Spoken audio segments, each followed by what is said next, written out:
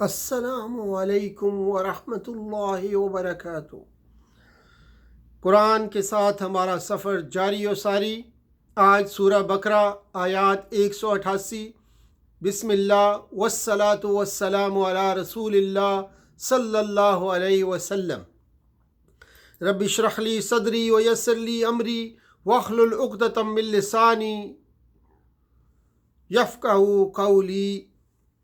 اعوذ باللہ من الشیطان الرجیم، بسم اللہ الرحمن الرحیم۔ ولا تأكلوا أموالكم بينكم بالباطل وتدلوا بها إلى الحكام لتأكلوا فريقا من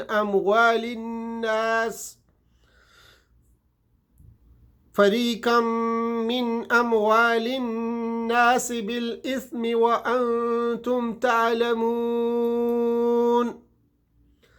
رب اشرح لی صدری ویسر لی امری واحلل عقدۃ من لسانی یفقہوا قولی۔ ولا تأكلوا أموالكم بينكم بالباطل، باطل سے مراد غلط طریقہ اور ناحق ہے۔ باطل حق کا الٹ ہے، یعنی تم ایک دوسرے کا مال ناحق، غلط اور باطل طریقے سے مت کھاؤ۔ ولا تأكلوا یعنی لا تاکلو سے صرف کھانا ہی مراد نہیں ہے، بلکہ ہر طرح سے اپنے تصرف میں لانا مراد ہے۔ دوسروں کے مال کو اپنا مال اس لیے کہا کہ مسلمان کے شایان شان یہی ہے کہ وہ اپنے بھائی کے لیے وہی کچھ پسند کرے جو اپنے لیے پسند کرتا ہے، اور اپنے بھائی کے مال کا اسی طرح احترام کرے جس طرح وہ اپنے مال کا احترام کرتا ہے۔ دوسری وجہ یہ بھی ہے کہ جب یہ دوسرے کا مال کھائے گا تو دوسرا شخص بھی قدرت پاتے ہی اس کا مال کھانے کی کوشش کرے گا، اس لیے کسی دوسرے کا مال کھانا ایسا ہی ہے جیسے وہ اپنا مال کھا رہا ہے۔ اکل بالباطل میں غصب کر کے، چوری کر کے، یعنی غصب کر کے، چوری کر کے، امانت میں خیانت کر کے، ادھار لی ہوئی چیز کا انکار کر کے مال کھانا سب شامل ہے۔ نیز اس میں وہ معاوضہ بھی شامل ہے جو حرام ہے، جیسے سودی کاروبار اور ہر قسم کے جوئے سے خاص حاصل کردہ مال۔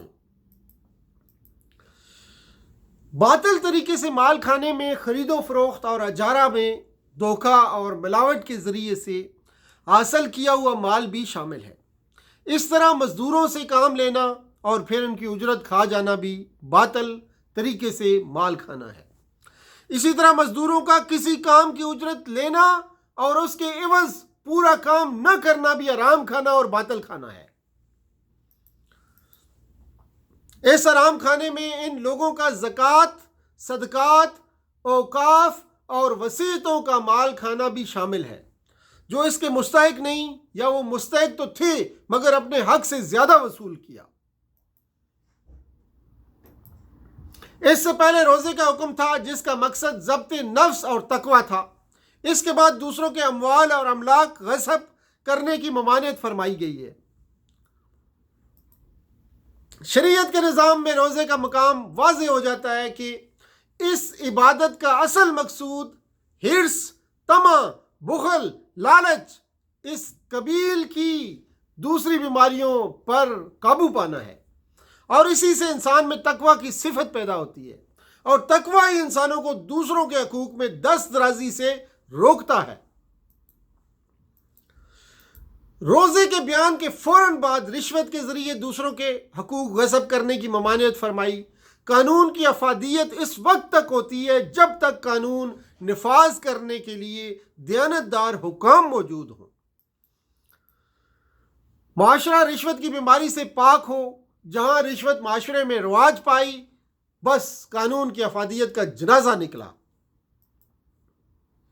روزے کے ذکر سے پہلے اور بعد میں دوسروں کے حقوق کا ذکر اور بیچ میں روزے کا بیان اس لیے رکھا تاکہ یہ بات واضح ہو جائے کہ جو شخص اپنے آپ کو ان خواہشات پر غالب کرنا چاہے وہ اپنے نفس کی تربیت روزے سے کرے۔ وَتَدْلُو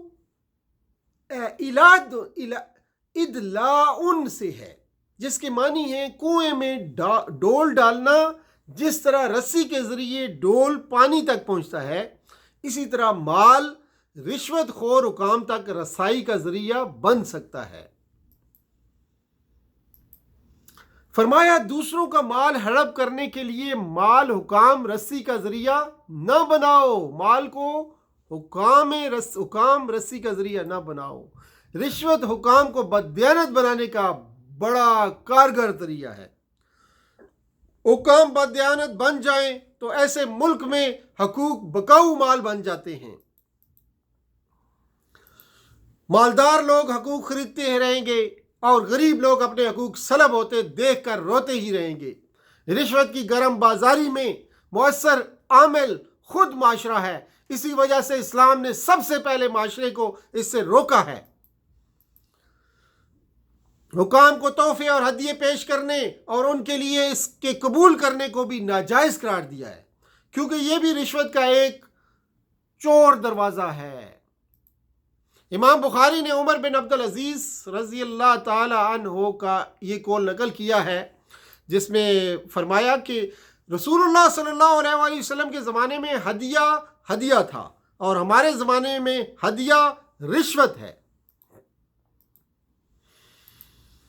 رشوت کا گناہ اور خلاف فطرت ہونا ایسی واضح حقیقت ہے جس سے غیر مسلم بھی انکار نہیں کر سکتے. ان کے معاشرے میں بھی اس کو انتہائی مکروہ سمجھا جاتا ہے. اس لیے فرمایا وَأَنْتُمْ تَعْلَمُونَ، اور تم اس بات کو خوب جانتے ہو. اس لیے اسلام نے ہر قسم کی رشوت کو حرام قرار دیا. رسول اللہ صلی اللہ علیہ وآلہ وسلم نے رشوت لینے اور دینے والے دونوں پر لعنت کی ہے. رشوت خور قوم کبھی بہادر نہیں ہو سکتی. حضرت عبداللہ بن عباس رضی اللہ تعالیٰ عنہ فرماتے ہیں جس قوم میں سرکاری خزانے میں خیانت شروع ہو جائے وہ قوم بزدل بن جاتی ہے. کرپٹ آدمی کبھی بہادر نہیں ہو سکتا. رشوت کے عادی لوگ پورے معاشرے میں بے اعتماد لوگ ہوتے ہیں. وہ مال کے عوض کسی بھی وقت اپنا ملک، اپنی عزت، ناموس دشمن کے حوالے کر سکتے ہیں. حضرت ابو امامہ رضی اللہ تعالیٰ عنہ سے روایت ہے کہ رسول اللہ صلی اللہ علیہ وآلہ وسلم نے فرمایا، ترجمہ اس طرح ہے کہ جس نے کسی کی سفارش کی اور اس شخص نے اس سفارش کے بدلے اس کو کوئی ہدیہ پیش کیا اور اس نے قبول کر لیا، گویا اس نے ایک خطرناک قسم کا سودی معاملہ کیا. سرکاری خزانے کا مال کسی کو رشوت کے طور پر دینا خیانت بھی ہے اور رشوت بھی ہے. کمیشن کے نام پر جو پیسے دیے اور لیے جاتے ہیں یہ رشوت ہے. تنخواہ کا کم ہونا رشوت کی جواز کی دلیل نہیں ہے. کسی حکمران سے تعاون کے بدلے دولت کمانا اور جائیدادیں بنانا رشوت ہے. حکمرانوں کی عوام کو اپنے مقاصد کی تکمیل کے لیے مال دینا رشوت ہے. رشوت کی تمام شکلیں، یعنی جہاں بھی دوسروں کا حق پیسے دے کر خریدا جائے یا دوسرے کا حق نہیں لیکن آپ کا بھی حق نہیں اور پیسوں سے اس کو خریدا جائے.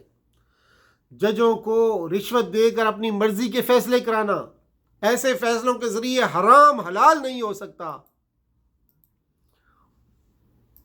رسول اللہ صلی اللہ علیہ وآلہ وسلم نے فرمایا، صحیح بخاری کی حدیث ہے جس میں آپ صلی اللہ علیہ وسلم کی طرف سے حضرت ام سلمہ رضی اللہ تعالی عنہ رسول اللہ صلی اللہ علیہ وسلم سے روایت کرتی ہیں کہ آپ صلی اللہ علیہ وآلہ وسلم نے فرمایا، میں انسان ہوں اور تم میرے پاس کوئی مقدمہ لے آتے ہو.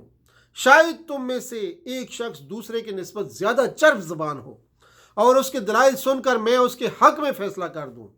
جو اس کے بھائی کا حق ہو تو وہ یہ نہ لیں کیونکہ یہ آگ کا ایک ٹکڑا ہے جو میں اسے دے رہا ہوں. فرمایا وَلَا تَأْكُلُوا أَمْوَالَكُمْ بَيْنَكُمْ بِالْبَاطِلِ وَتَدْلُوا بِهَا إِلَى الْحُكَّامِ لِتَأْكُلُوا فَرِيقًا مِّنْ أَمْوَالِ النَّاسِ بِالْإِثْمِ وَأَنْتُمْ تَعْلَمُونَ. یقیناً اس آیت کی تشریح میں ہم ہم نے چند چیزیں سمجھی ہیں، اللہ تعالیٰ ہمیں اس پر عمل کی توفیق عطا فرمائے۔ والسلام علیکم ورحمۃ اللہ وبرکاتہ، وآخر دعوانا الحمدللہ رب العالمین، والصلاۃ والسلام علی رسول اللہ صلی اللہ علیہ وسلم۔